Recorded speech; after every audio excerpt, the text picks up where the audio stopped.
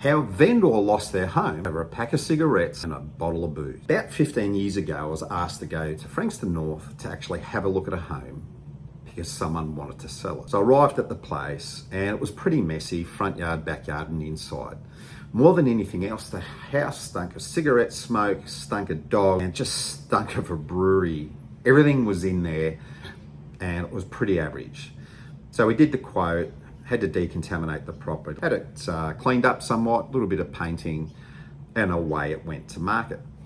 I actually asked the client during the consult, are you looking to buy somewhere else? She goes, no, we're selling. And I said, why is that? She said, look, interest rates have gone up, mortgage is $200 a month extra, and we just don't have the budget for it. So what we want to do is sell the home, rent for a little bit, take some of the stress off, and when interest rates come down, and the price of housing comes down, then we'll look at buying again.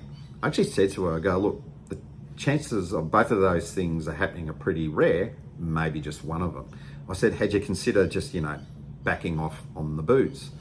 And she said, quite defiantly, no one tells us what to do.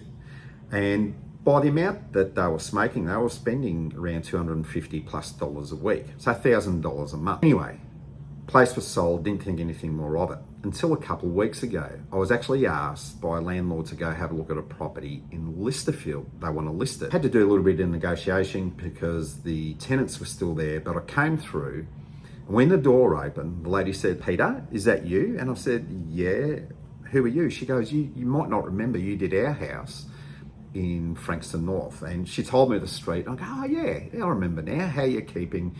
We had a bit of a chit chat, and she said to me, I am so sick of moving rentals. When this place sells, it'll be our 10th. I'm just so sick of having to move.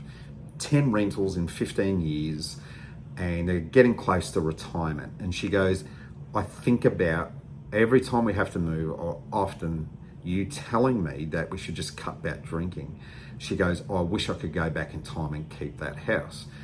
So when I left, I actually went and checked up the valuation of the home. It'd be about 400 and a bit thousand more than it was when it was sold back then. Not only that, with the amount they were spending a month, which was around $1,000, they could have paid their house off at the time in under 10 years. Instead, over 15 years, conservatively, they spent between $200,000 and $250,000 in rent.